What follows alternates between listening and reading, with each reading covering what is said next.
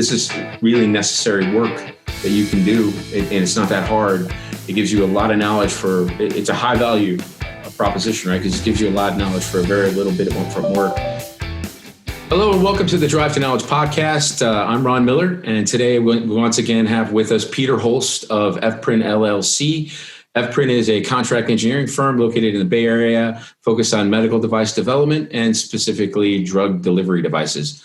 Peter has been a mechanical engineer now going on 40 years, worked on over 200 projects, and essentially in that amount of time, he's focused mostly on medical device development and drug delivery devices. Peter, welcome again. How are you? Good. Thanks, Ron. Thanks for introducing me, and thanks everyone for joining us today. Yeah, as a reminder to the audience, today, this Drive to Knowledge podcast is actually focused on the knowledge-driven product development process, or KDPD for short. That specifically we look at, what it is, how you go about doing it, what are some of the benefits, like a shorter time to market, and then also along the way we're going to pepper in a couple of case studies talking about some of the devices that Peter has worked on over his time, and then we'll have some Q&A sessions with leading industry device expert or drug delivery device experts. Today's podcast, we're going to call it the nuts and the bolts. Specifically, we're going to focus on the how of the KDPD process.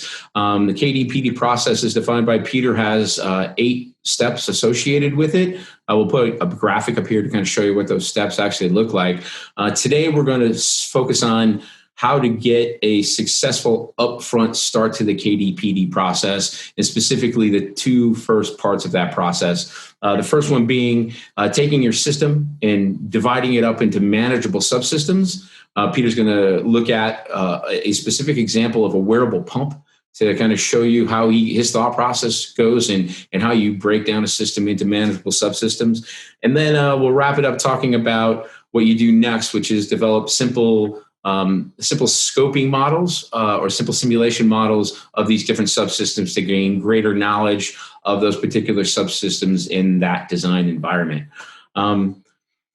Peter, before we go into that, though, could you just give the audience a quick overview again, just kind of cover what we've done in the past about why you prefer a KDPD approach, knowledge-driven product development approach, to design development versus, let's say, its corollary or its competitive design by analogy approach. Can you just give a little background on that for the folks that are watching? Sure, of course. Yeah, so just a quick sort of rough definition.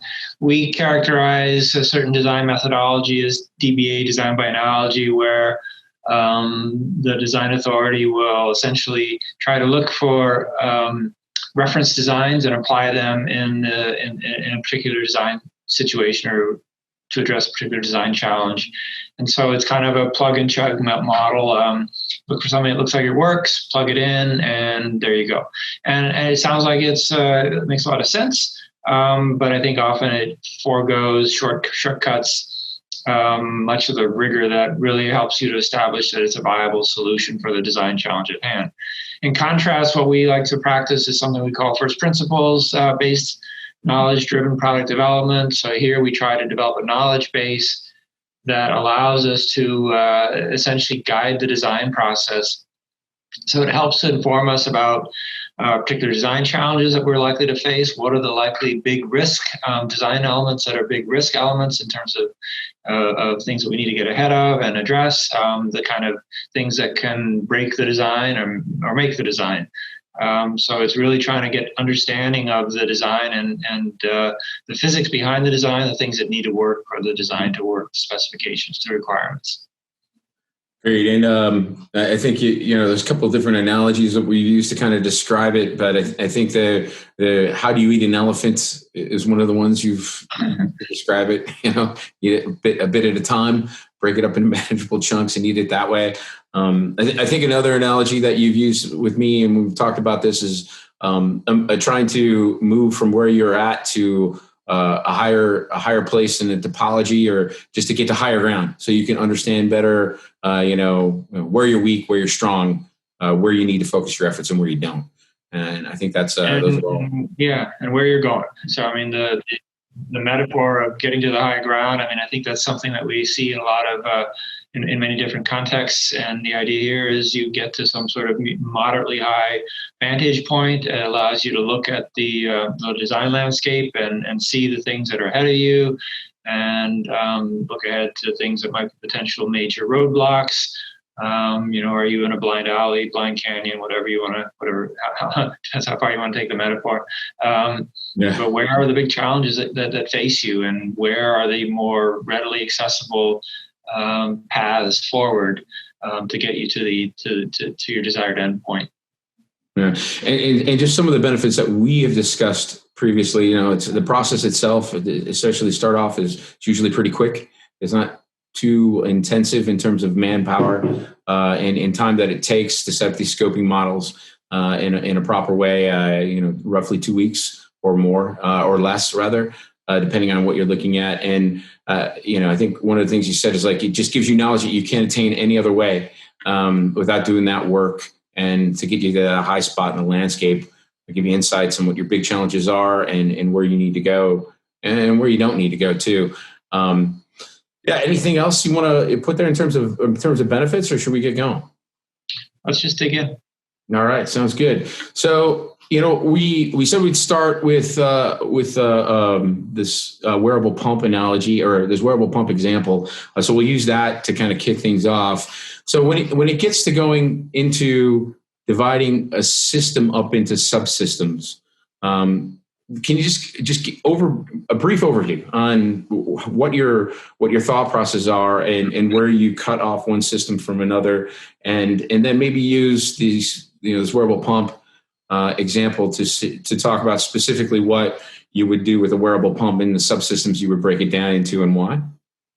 Sure. I mean, I think there's a bit of art here, and it's a little bit hard to quantify sometimes, but certainly if you're moving from one domain to the next, then that's a logical place to break your system into a subsystem. For example, from a fluid domain into a solid mechanics domain, from a solid mechanics domain into a electromechanical domain.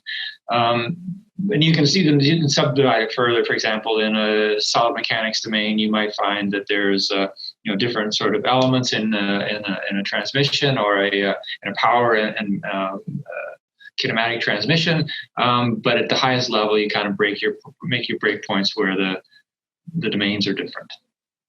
Excellent. And then for the wearable pump, walk us through how you go about taking a wearable pump. I know you've worked on several of those over your career, so you have a lot of domain expertise there, a lot of knowledge that maybe you could share here. What would you do with a wearable pump? How would you go about breaking that down into specific subsystems, and what would those subsystems be? Sure. So again, here we look at sort of logical dividing points.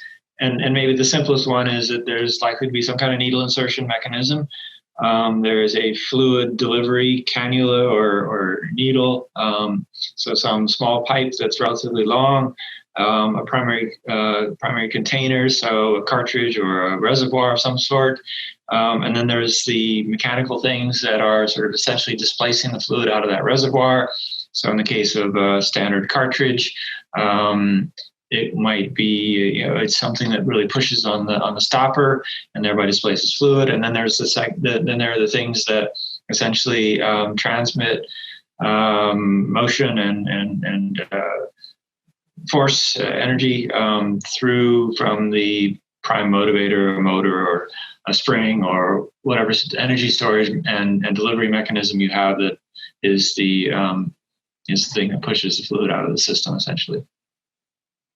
Great. So if you were to break it up for a particular wearable pump, I just listened to you talk. So we have the cannula or needle insertion system. Then we have a fluid delivery system consisting of a primary container, fluid storage system, a fluid displacement system, which encompasses the power and kinematic transmission, energy storage systems, electronic systems. Is that pretty much cover it? So we're talking maybe 5-6 different subsystems you'd be looking at? Yeah, something like that. I mean, I sort of stopped a little short, but yeah, really you should take it to the motor that is, let's just say, is an electromechanical system. So there's a motor that's driving essentially providing the input, so torque and power. And then there's something that's controlling that. So some electronics and software or firmware that are controlling that. There's a battery that's storing the energy, and that's actually really important to think about because you want to make sure you have adequate energy storage on board, and then sort of take it out one more layer, and now there's a human at the other side of that interface that's essentially providing inputs to the controller to essentially define what it is the controller is supposed to get the mechanism to do. Okay, and so once you have these subsystems identified, now I think we're at kind of a 1, 2, 3, 4, 5, 6, 7 different subsystems, let's say roughly. And your next step would be to go ahead and apply kind of what would be your next step at that point, Tom? I think at that point you want to make sure you have a good understanding of the requirements and a good understanding of what the use cases are, what kind of delivery modes we're looking at. Is this a therapy for a chronic condition that somebody will be wearing over extended periods of time for chronic delivery or delivery of medications to address chronic conditions? Or is it something that is essentially a bolus delivery device that will deliver, some 1 to 3 ml over some 5 to 10 minutes or something like that? Mm-hmm. So those are two kind of different devices. One of them the former tends to be sort of lower viscosity, accuracy critical, and the second tends to be typically higher viscosity, less critical in terms of accuracy. The interest is in getting the bolus delivered within a reasonable amount of time at a rate that is not going to cause any user discomfort, any patient discomfort. Okay, Peter. So it's before we go on to the next step, are there any kind of tricks of the trade you'd like to share with the audience in terms of things you've learned over the years that maybe aren't necessarily intuitive, but you found to be very useful at this stage of the process? Yeah, there's one thing I like to do, and I just like to do the sanity check and ask myself, what kind of fluid power am I expected to deliver here? And it's such a simple calculation. It's just volumetric rate times the pressure you're delivering against. And so that gives you your fluid power out. And you can just ask yourself, are my expectations reasonable with respect to, let's say you get something that's already somewhat defined and somebody says, well, I'm going to use this motor, or I expect to have, this battery with this much energy, et cetera, et cetera. So now you can ask yourself, given the fluid power out and the volume that I expect to deliver.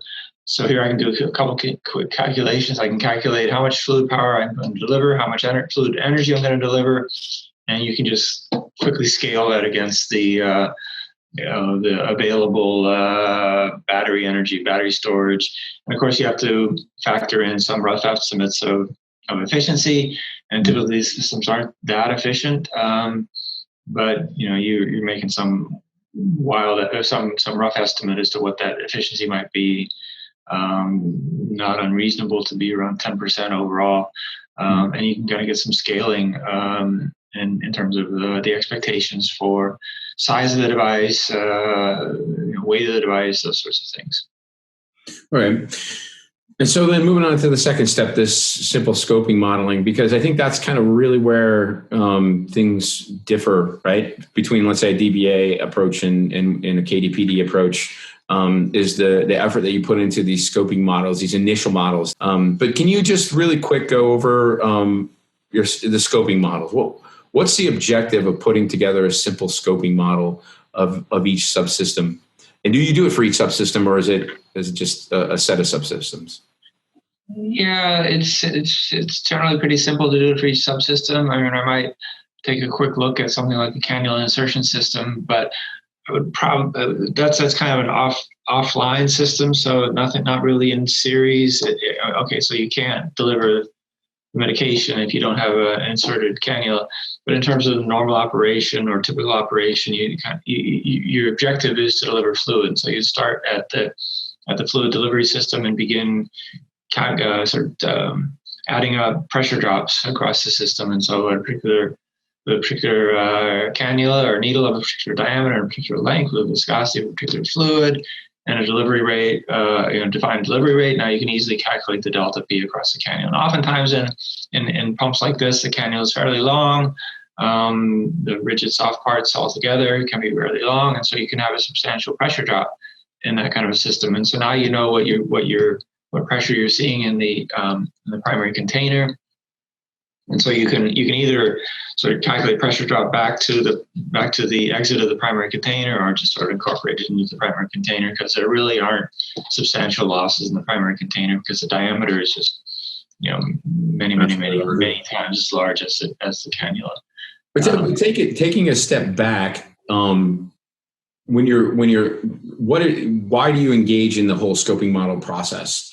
Maybe describe what the scoping model process is, how long it takes, what tools you use to do it, and then what do you see to be of benefit to do that rather than just charging ahead with, a DBA approach? Because I think it's important to break the system down, and that way you can begin to identify the requirements for particular subsystems. For example, if you don't look at the pressure drop in the cannula, and again, it may not be a major thing for low viscosity water-like medication, but nevertheless, you want to at least check that box. And for example, in a higher viscosity, sort of a large volume injector kind of mode or model, there it is typically a significant term, because those are oftentimes very high viscosity monoclonal antibodies and things like that. And so you need to make sure that you understand what are the pressures in the system and how that propagates back to force and torque and power that you need to deliver to the system. Until you go through those things step by step, it's hard to know where you are. It's hard to know whether you're in a reasonable operating mode, whether you can expect your power transmission system to exert the force and torque that you expect it to. And without doing that, I don't think you get confidence that you're on path to a robust design. All right, so Peter, we kind of gave an overview of the scoping modeling. Let's just delve a little bit deeper into a specific subsystem that you would address with a wearable pump. I think the fluid delivery system is interesting just because of the potential complexity there. And could you just go over maybe how you would look at the fluid delivery system itself, and how you would then go about putting a scoping model together for that particular subsystem? Sure. If you just isolate the fluid system, of course, then you're restricting yourself to wetted elements, and so now it's a little bit of a simpler system. And you can think about these things as essentially a skinny pipe attached to a bigger pipe. Okay, so here I'm thinking of things like syringe-based or cartridge-based systems, glass cartridge, or essentially a cylindrical reservoir with a positive displacement mechanism. I've also encountered things where there's sort of more complicated bag-like primary containers, which can be more challenging. But the same applies in that this thing essentially defines the wetted surfaces, and those things are typically, I guess they're always in intimate contact. They have a fluid path between the reservoir to the cannula, and the job of the rest of the system is to essentially extrude fluid from the reservoir into the cannula and hence into the patient. Okay, so and what would that mathematical model look like? What would you be, some of the specific things that you would be defining, and the tools that you'd be using to define that, and just walk through your specific mapping out of the scoping model for that device, or for that subsystem rather. Sure. We alluded earlier to small pipe, large pipe. So here I would first start with Poisson flow, where the fluid flow is essentially proportional to pressure and diameter of the pipe inversely proportional to viscosity and the length of the pipe. So if we have a particular target fluid flow rate, now we can easily calculate the delta P across that subsystem. There's also some things that are typically quite complicated here, and that this is typically part of the needle insertion system, and so a cannula is expected to go ballistic. It could be as much, maybe ballistic is a bit of an overstatement, but as much as 1,000 meters per second, maybe 2,000 meters per second, so pretty fast. Wow. And so things like mass of components becomes important, and energy storage available to do this acceleration and storing energy to do the retraction and those sorts of things. But sort of digressing a little bit, but getting back to the fluid delivery system, now you get typically back to a larger volume system, cylindrical if it's the case of a syringe or a cartridge. And now you can if you wish, you can combine this this model of the fluid delivery cannula with the primary container. In the case of another cylindrical system like a syringe, or a fluid reservoir, and now you have a combined model for the fluid system from pressure in at the stopper to fluid delivery rate out of the end of the cannula. Yeah, and when we've talked in the past too, in your definition of the second stage of the KDPD process, when we're talking here, specifically, it's developing first principles simulation models. What do you mean by that? When you say first principles, can you just describe to the audience what you mean? Like what are you talking about specifically there?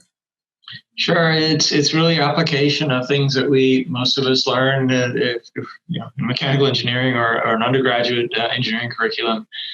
So it's not typically not very complex stuff, but it's applying some of the fairly simple relationships around fluid mechanics and solid mechanics and kinematics that we've learned early on. So the point here being that it typically doesn't require that you have super sophisticated simulation tools or software tools. You can typically do these kinds of things with things like Excel or MathCAD. And the point here is that it just forces you again to look at things that are really fairly simple basis, fairly simple way, construct things like free body diagrams, control volumes, and look at flows in and flows out of those control volumes.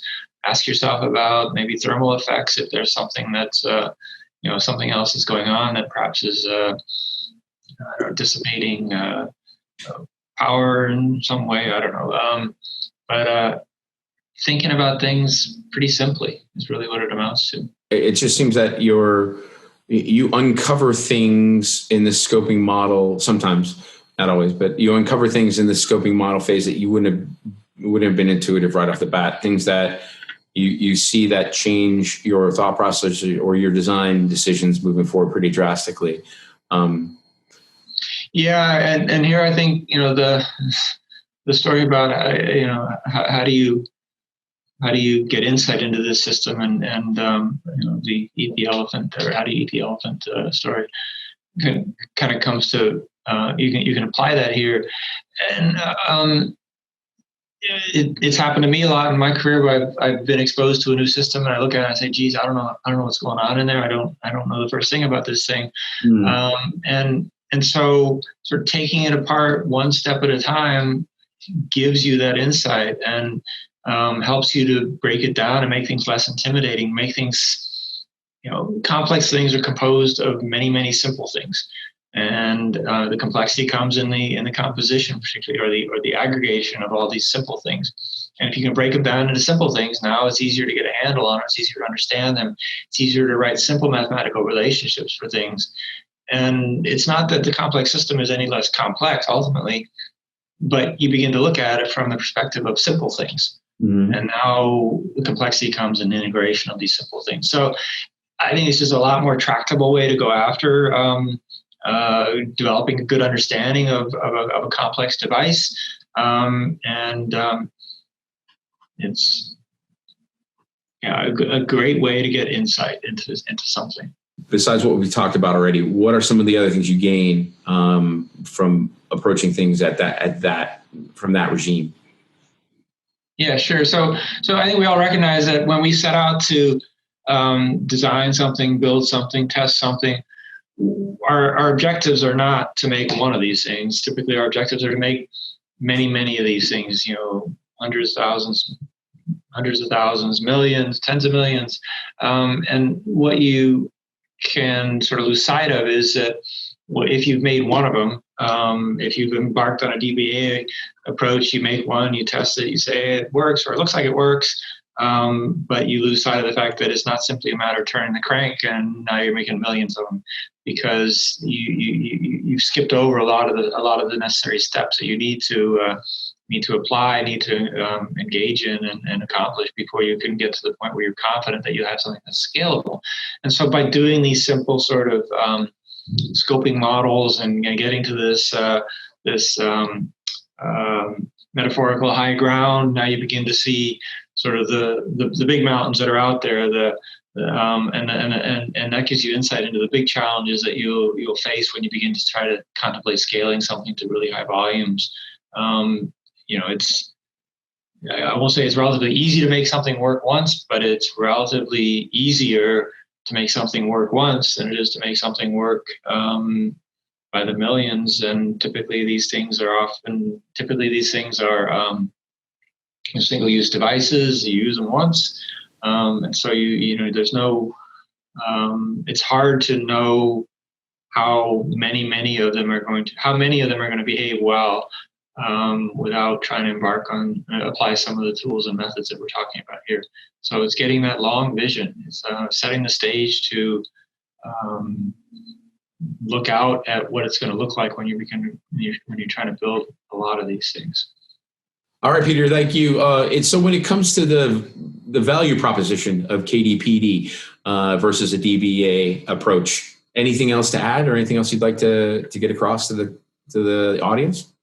Yeah, sure. I mean, I think about situations I've been in the past, and you look at something and you kind of think, well, I think I can get this. I think it looks like pretty straightforward, and how hard can it possibly be? And in fact, you very often find after the fact, when you sort of get to the other end, that it was really, really hard. And so I think it's this sort of funny situation where you underestimate the big challenge, but you overestimate the little challenges. So you think about it looks really simple. We'll just design it, build it, and it'll work. How hard can it possibly be? And overlook that, in fact, by breaking it down and understanding it at lower levels, which is relatively simple, relatively straightforward, relatively tractable, that looks like it's really intimidating. So I don't know. It sort of seems like this contrasting thing. It's almost falling into a double trap, right? Because you're underestimating the overall process, but you're overestimating that initial bit. And so you forego that initial kind of upfront work that you would do with like a KDPD approach. Exactly. But to your detriment, because that causes the overall problem to become potentially greater than it would be all by itself, or if you hadn't done it. So I think one of the other things is that we probably want to discuss or relate to the audience is that taking this approach really does kind of de-risk the whole process. By the knowledge you get from this, de-risk your whole process. So it's really you're making decisions based off of data and rather than just luck, right? Or trusting your business to luck. You want to discuss that? Yeah. So I think a lot of times people look at entrepreneurs and they say they're risk takers. They're willing to bet the farm and things like that. But I guess you have to ask yourself: would you much rather, or would you rather sort of embark on a technology development or a company development project and not take so much risk, and rather than rolling the dice and just hoping that it works? Wouldn't it be better to be able to build your business, build your technology based on a knowledge base? I mean, I think so. I think that's kind of it sounds like a very reasonable thing to do, but I think a lot of times people, again, as we talked about earlier, they overestimate they underestimate the big challenge. How hard can it possibly be? And they overestimate the small challenge of trying to take at it or go at it in a more methodical, step-by-step, break down the big problem into smaller problems approach. And the time to do a subsystem, what's the average time in a couple of days, couple hours, couple of weeks to do a single subsystem? Yeah, it's typically a matter of a couple of days. It's really hard to say that there is a typical subsystem, but in the context of the system we talked about earlier, I should think that within a couple of weeks, a week to 2 weeks, we can get a pretty good handle on whether we are in a design space where we can reasonably expect to have an expectation of the desired outcome. I mean, a lot of times we run into things that are substantially more complicated, where there's some things that are a little bit hard to get your head around. But I don't think that these things are not. I don't think these things are intractable. It's just a little bit more work to sort of peel back the layers of the onion and get to something that is easily understood. Yeah, and so I mean, for an entire system like a wearable pump, you would be able to, in a matter of a couple of weeks, have all the subsystems defined and scoping models completed, and you're ready to go on to the next step. Right, and yeah, I don't want to oversell the scoping models. I mean, they're an important first step, and it's a means to the next step. And the next step is to begin to sort of extend those a little bit, to recognize the things that we don't know, because I think that's one of the big value propositions out of doing these scoping models, that it helps you identify the things that you need to know that maybe aren't readily accessible in catalogs or handbooks or textbooks or something like that. So now you begin to know what are the things that I need to learn in order for me to understand how the system's going to work. For example, here you might look at something like an interaction between two surfaces where you expect to see some significant friction that is operationally significant, or an elastomeric seal, and you are interested in the durometer or the force required to normal to that seal interface to make the seal, and understand the capability of that seal in terms of pressure and maybe flow as well. Since a lot of times these seals are at ports, and you'll be able to open and close those ports and flow fluid to those things. Okay, Peter. So now you've taken a few days to break. For the first step, only takes a few days, I would imagine, breaking things up into its manageable subsystems. You've taken a couple of weeks now then to put together your scoping models and have a greater understanding of where you're at. To do that initial work, it sounds pretty simple. Doesn't add a heck of a lot of time onto the overall project. But people sometimes avoid doing that work, taking a KDPD approach. Why do you think that some people do that? Why do you think some people avoid doing KDPD versus a DBA approach? I think there's a misperception about the value. And I think I think about value as a quotient of benefit over cost. And I mean, if it costs you a lot and doesn't give you much in return, then that's a low value proposition. If you get a lot of benefit, not much cost, that's a high value proposition. And in this case, I think a lot of times people look at something and they'll look at it like the elephant. So they'll see this complex system and it looks really intimidating, and they'll think, geez, I'm not sure what I want to do here, where I can start. And so they say, well, maybe I just won't even start. And I think they also overestimate the skills and the tools required to do these kinds of analyses. Are you saying they overestimate the skills and the tools? So it's actually not as hard as people would think it would be. Is that what? Yeah, I'm afraid so. So, I mean, you think like, oh, it's going to take a PhD, to understand this system and things like that, it's this is like a big research project, and in fact, I think most of these problems respond reasonably well to the kind of skills that you learn in a bachelor's program.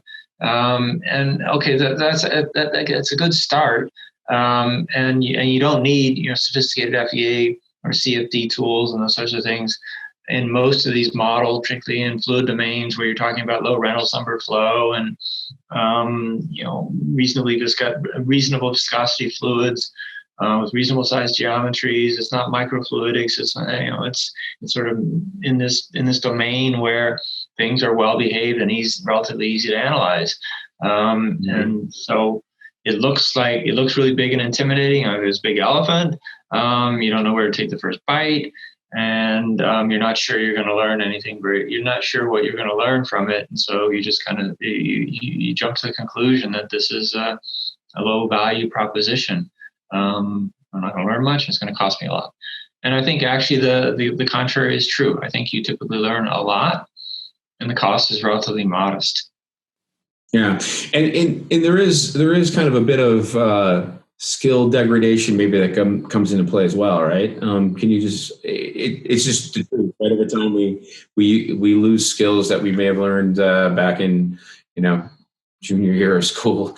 Can you that comes into play as well, and that can be mitigated. Absolutely, and I mean, I think that we've all experienced where we don't use a skill, we don't use something we've learned, and after a while, it's inaccessible, it's rusty, it's not usable anymore. In contrast to tools that we use every day, and they stay well honed and they stay accessible and highly usable. And so, yeah, I mean, I've interviewed hundreds of engineers over the last years and have found encountered many engineers with sort of, reasonable amounts of experience, 5, 10, 15 years. And oftentimes their engineering skill sets are really not in a very good, not highly usable any longer. Mm-hmm. So I think that's a prime example of people get out in industry, and I don't think it's very often, it's not typical that one follows this methodology. And so people kind of fall into a little bit of a habit of not doing simple analysis, not thinking about things in the way that compels you to break them down into simple mathematical relationships that are quite readily solved. Yeah, and I mean that's where a company like yours can come into play, though. Put the sales pitch out there. It really does. You kind of boil down to if this is really necessary work that you can do, and it's not that hard.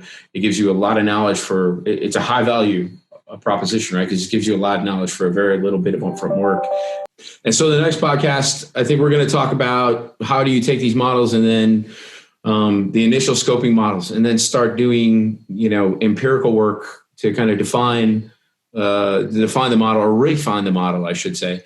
That's some pretty exciting stuff. I think a lot of work that you've done over the years has yielded some very interesting results, and we'll talk about that in the next podcast. And then I think we'll also cover how you integrate these models, or beginning integrating these models into a full system model. So I think that's pretty exciting stuff. Yeah, I'm looking forward to having that conversation with you. Well, thank you, Peter. Thank you, audience, for joining us. If you enjoyed this podcast, please like and subscribe so we can get new content out to you as soon as possible. Thank you, Peter. Any final words? No, thanks, Ron. Thanks, everyone, for watching and listening, and we look forward to sharing more. Great. All the best.